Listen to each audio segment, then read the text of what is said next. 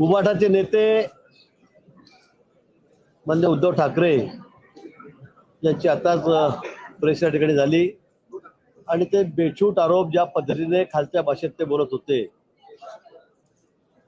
खरं म्हणजे मला त्यांना सल्ला कोण देतं सगळं बोलण्याचा हाच प्रश्न मला पडलेला आहे. मद्रास हायकोर्टाचे जज मान्य स्वामीनाथन यांनी परवा एका मंदिराच्या विषयावर निर्णय दिला आणि त्या निर्णय दिल्यामुळे डीएमके असेल, गांधी परिवार असेल, त्या ठिकाणी अखिलेश यादव असतील, म्हणजे या लोकांच्या भावना दुखावल्यात आणि त्यांनी एक महाभियोग त्या ठिकाणी पार्लमेंटमध्ये दाखल केला. त्यात उद्धव ठाकरे यांचे जे सगळे खासदार आहेत त्यांनी सुद्धा सह्या केलेल्या आहेत आणि आज बोलताना त्यांनी खूप तारे तोडलेत. त्यात त्यांनी अमित भाईंनी माझं नाव का घेतलं, त्यांना लाज वाटली पाहिजे, ते एक अनाकोंडा आहेत, त्यांनी कसे वेडे वाकडे शब्द त्यांच्यासाठी वापरलेत की जे अपेक्षितही नव्हते. मला उद्धवजींना एक प्रश्न विचारायचा आहे. मद्रास हायकोर्टाने, मदुराई हायकोर्टाने त्याच्या बेंचने हा एक निर्णय दिला, तो मंदिराच्या बाजूने दिला. आता मंदिराच्या बाजूने निर्णय दिला तर मी डीएमके दुखावलं, गांधी परिवार दुखावला हे समजू शकतो, अखिलेश यादवही समजू शकतो, पण आपल्या उबाठाला काय झालं असं की त्यांनी त्या विरोधामध्ये त्या ठिकाणी सह्या सुद्धा केल्यात. महाभियोगाच्या संदर्भामध्ये त्यांनी लोकसभेचे अध्यक्ष आहेत त्यांच्याकडे तो दिला आणि त्या सगळ्यांवर उबाटाच्या सगळ्या खासदारांच्या सह्या त्या ठिकाणी आहेत. ते मला कळत नाही. त्या जजवर त्यांनी आरोप केले की हा ब्राह्मण आहे, हा मंदिराच्या बाजूने निर्णय देतोय, हा हिंदुत्ववादी आहे आणि अशा पत्रावर आपण सुद्धा सह्या केलेल्या आहेत. मला वाटतं त्यावेळेला आपल्याला थोडीशी वाटत नाही का, जनमनाची सुद्धा आपल्याला वाटत नाही का, आपण आमच्या नेत्याची लाच काढतायत, शरम काढतायत, त्यांना अनाकोंडा म्हणतायत. आणि म्हणून माझा प्रश्न असा आहे की स्वर्गीय हिंदू हृदय सम्राट बाळासाहेब ठाकरे आपण त्यांचे चिरंजीव आहात आणि आपण अशा पद्धतीने हिंदुत्वाच्या बाजूने, मंदिराच्या बाजूने निर्णय देणाऱ्या जजवर महाभियोग आणतायत, त्याच्यावर सह्या करतात, त्याला काढून टाका म्हणतायत. तर ही आपली कुठली राजनीती आहे? आपण कुणाचा सल्ला घेऊन सगळं बोलतात? तुम्ही आम्हाला त्या ठिकाणी अनाकोंडा म्हणताय, ते सगळे गिळायला चाललेले आहेत. उद्धवजी, आपण आपली परिस्थिती तपासून बघायचं, आत्मचिंतन करा. आपण काय होतो आणि कुठे गेलेलो आहोत. 20 आमदार फक्त आपले आहेत 288 पैकी. विरोधी पक्षनेता सुद्धा आपला होऊ शकत नाहीये. तो होत असताना आपल्यामध्येच मारामारी झालेल्या, घरातल्या घरात एका पक्षामध्ये 20 जणांमध्ये, आणि तुम्ही वाटेल तशी बरळ आमच्या त्या ठिकाणी करतात. मला असं वाटतं की आपण या ठिकाणी आत्मचिंतन केलं पाहिजे.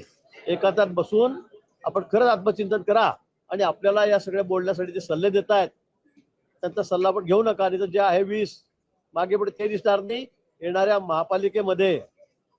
महापालिकेमध्ये आपण निर्णय बघा, नगरपालिकेमध्ये बघा आपली स्थिती या राज्यामध्ये काय झालेली आहे. आपण देवेंद्रजींना सुद्धा काय होतास तू, काय झालास तू, हे स्वतःसाठी आपण बघा. एकदा आरशामध्ये आपण बघा की आपण काय होतात, आपण आता काय झालेलं आहात. 2.5 वर्ष राज्याचे मुख्यमंत्री होतात. किती दिवस आपण असेंब्लीमध्ये आलात, किती दिवस मंत्रालयामध्ये आलात, काहीच केलं नाही आपण. ते म्हणतात भ्रष्टाचारावर पांघरून देवेंद्रजी घालतायत. आपल्या काळामध्ये काय झालं, कोरोनामध्ये लोक मरत असताना आपण कशामध्ये त्या ठिकाणी काय काय खाल्लं, मी काही बोलत नाही जास्त. आणि म्हणून मला वाटतं इथे सुद्धा फक्त नागपूरला टिकली लावायचं काम केलंय. 7 दिवसाचं अधिवेशन, 8 दिवसाचं अधिवेशन, त्या ठिकाणी फक्त 1 दिवस या ठिकाणी आलेत आणि बस प्रेस घेतली, बेछूट वक्तव्य करायचं, बेताल बोलायचं आणि इथून निघून जायचं. या व्यतिरिक्त आपण काय केलेलं आहे. आणि म्हणून तुम्ही आम्हाला या गोष्टी शिकवू नका. जनता आमच्या बाजूने, पूर्ण महाराष्ट्र आमच्या बाजूने, संपूर्ण देश मोदींच्या भाजपच्या पाठीशी आहे, महायुतीच्या बाजूने आहे. आणि म्हणून आता फक्त आपल्याला बोल बच्चनगिरी केल्याशिवाय दुसरा पर्याय राहिलेला नाही. आणि म्हणून मला वाटतं आपण बोलताना जरा आमच्या नेत्याच्या बाबतीमध्ये थोडा सांभाळूनच बोललं पाहिजे. मला असा मित्रत्वाचा, आपुलकीचा सल्ला माझा आपल्याला आहे. आम्हाला हिंदुत्व शिकू नये असं देखील त्यांनी म्हटलेलं आहे. आणि निवडणूक आपण एक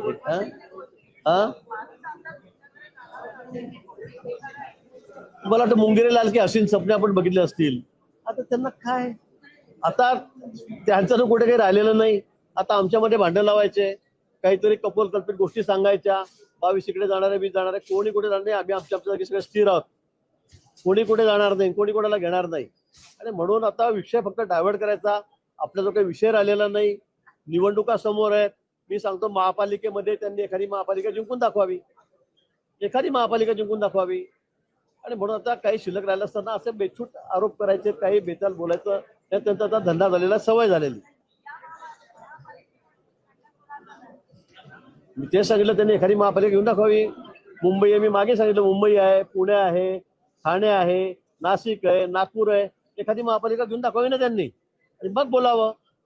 जनता त्यांच्या सोबत नाही, मतदार त्यांच्या सोबत नाही. विधानसभेमध्ये आपल्याला या ठिकाणी दिसलेलं आहे. देशामधले चित्र आपण बिहारमध्ये बघितलेलं आहे. ऐतिहासिक निर्णय सगळीकडे लागत आहेत, आणि त्यामुळे आता सगळे अस्वस्थ झालेले आहेत. आणि म्हणून तोंडामध्ये येईल तसं बोलायचं, वरिष्ठ नेत्याबद्दल काहीही बोलायचं. खरं म्हणजे आपली पात्रता नसताना आपण कोणाबद्दल कोणाची लाच काढतोय, कोणाची शरम काढतोय, हे मला वाटतं त्यांना कळायला पाहिजे. म्हणून त्यांनी मला असं वाटतं की आता आत्मपरीक्षणच केलं पाहिजे, आणि जे सल्ले आपल्याला असं बोलण्याचं देत आहेत त्यांना त्याच्यापासून जरा दूर राहा, असा माझा त्यांना सल्ला आहे.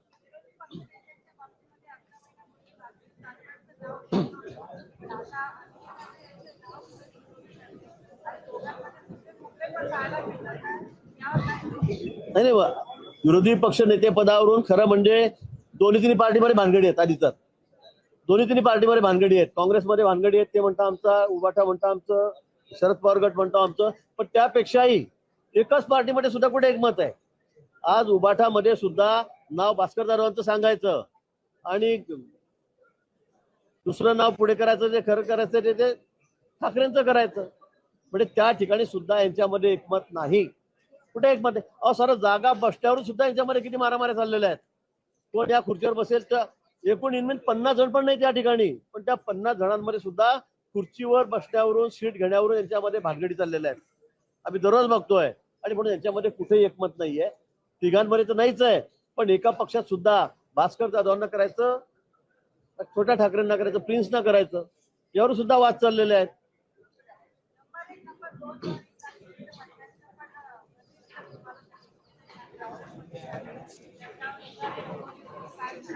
मला वाटतं काय खोटी करत आता जयंत पाटलाचा स्वभाव आहे, त्याच्याबद्दल काही त्यांनी म्हटलेलं काही फरक पडत नाही. हे आता आमचे 137 आमदार आलेत, शिवसेना दुसऱ्या नंबरवर आहे. आधी सुद्धा आमचे इतके आमदार असताना सुद्धा आम्ही माननीय शिंदे साहेबांना मुख्यमंत्री केलं, हे आपण बघितलेलं आहे. त्यामुळे आमच्यामध्ये 1 नंबर कोण झालं, 2 नंबर याला काही महत्व नाहीये, अजिबात महत्व नाही. त्या बाबतीत शिंदे साहेबांच्या मनामध्ये कुठलाही संदेह नाहीये. पण कुठून तरी भानगडी लावायच्या, काहीतरी यांच्या मनामध्ये द्वेष पसरायचा, आणि म्हणून सगळे प्रयोग चाललेले आहेत. पण जयंत पाटलाचा स्वभाव तसा कॉमेडीज आहे, त्यामुळे त्यांना काही फार कोणी सिरियस घेत नाही.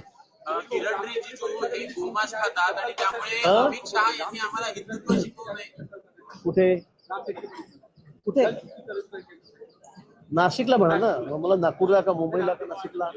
हा, नाशिकला जलशुद्धीकरण करण्याचा एसटीपी प्लॅन जो आहे, एसटीपी प्लॅन साठी आहे. कारण खरंच आपण बघितलं की गोदावरी ही नदी इतकी पवित्र आहे, पण या ठिकाणी आपण बघतायत त्या ठिकाणी येणारं पाणी जे आहे ते सगळं गटरगंगेचं पाणी आहे, सांडपाणी आहे, शौचालयाचं पाणी येतं. आणि म्हणून अनेक दिवसापासून सगळ्या साधू संत महंत आणि नाशिकरांचं म्हणणं होतं की या ठिकाणी हे पाणी, अस्वच्छ पाणी हे नदीवर जाताच कामा नये. आता कुंभमेळा आपल्या समोर आहे, आणि म्हणून त्या ठिकाणी एसटीपी प्लॅनच्या सजावटीचं जवळपास 1600 कोटी रुपयाचं टेंडर हे देण्यात आलेलं आहे. त्याचं काम अतिशय वेगाने सुरू आहे. आणि म्हणून काही लहान मोठी मिळून 200-250 झाडं ती त्या ठिकाणी अडसर होती, आणि ती आम्ही परवानगी घेऊन तिला अनेक दिवसापासून, महिनाभरात 2 दिवसात त्याची परवानगी घेतलेली आहे रितसर नियमानुसार, आणि ती त्या ठिकाणी काढलेली आहेत. आणि म्हणून आता नाशिकचं पाणी सगळं अशुद्ध ठेवायचं का या ठिकाणी झाड, हा दोघांचा प्रश्न आहेच. पण त्यापेक्षा मी अधिक सांगेल की आता साधुग्राम मधली झाडं आम्ही काही त्या ठिकाणी काढतोय, ती मुळासकट काढतोय, दुसऱ्या बाजूला लावतोय. आम्ही आता परवा सांगितलं, मी 4 दिवस झाले मी सांगतोय की आता आम्ही 15,000 झाडं, अतिशय 15-20 फुटाची झाडं ही नाशिकमध्ये आणून लावतो. नाशिककरांचं समाधान होईल, सगळ्या साधू संतांचं समाधान होईल, सगळ्या संघटनांचं समाधान होईल, असं काम आम्ही त्या ठिकाणी करतोय. कोणी त्यात नाराज होणार नाही, आणि आम्ही निसर्गाचं संतुलन पुढे बिघडू देणार नाही. आता 200-300-400 झाडं जात असतील समजा दुर्दैवाने, आणि त्यात जर 15,000 तुम्ही म्हणतो 20,000, आता मी सांगितलं जिथे जागा असतील त्या सगळ्या रिझर्व करा, तिथे खड्डे करायला सुरुवात करा.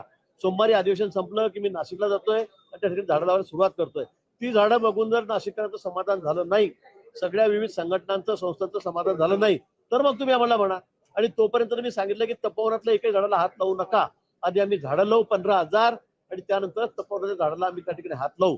पण एसटीपी प्लॅन होणं हे नाशिककरांसाठी त्यांच्या तब्येतीसाठी आरोग्यासाठी अतिशय आवश्यक आहे. नदीच्या पावित्र्यासाठी सुद्धा अतिशय आवश्यक आहे. आणि त्या सगळ्या गावातलं घाण पाणी सगळं गटरचं शौचालयाचं मजबूत सगळं त्या ठिकाणी गोदावरी नदीमध्ये जात आहे आणि हजारो लोक रोज त्या ठिकाणी स्नान करायला त्या पवित्र नदीमध्ये येत आहेत. आणि म्हणून त्या ठिकाणी एसटीपी प्लॅनला प्रायोरिटीज आहे. जी झाडं तुटली त्या बदल्यामध्ये सुद्धा हजारो झाडं आम्ही नाशिकमध्ये लावणार आहोत. मुख्यमंत्री देवेंद्र फडणवीस आणि उपमुख्यमंत्री एकनाथ शिंदे यांच्या सकारात्मक बैठकीनंतर राज्यामध्ये महानगरपालिकेच्या निवडणुका होत आहेत. महायुती म्हणून हे दोन्ही पक्ष लढतील. महापालिकेच्या निवडणुका आम्ही युतीमध्येच लढणार आहोत. महायुतीमध्येच लढणार आहोत. या संदर्भामध्ये आमच्या मनामध्ये कुठलाही संदेह नाही. निवडणुका या युतीमध्ये माझा आवाज नाही गेला. आहे का?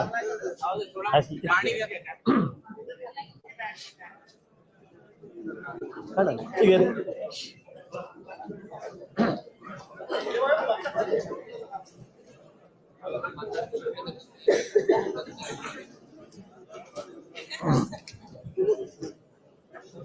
महायुतीच्या निवडणुका या आम्ही युतीतच लढणार आहोत.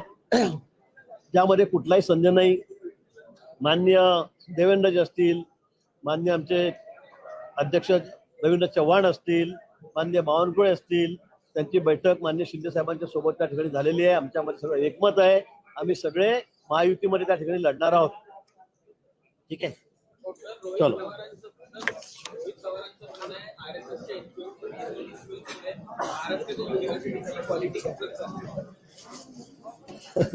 आता मी काय रोहित पवारांबद्दल बोलून, ते RSS बद्दल बोलतायत.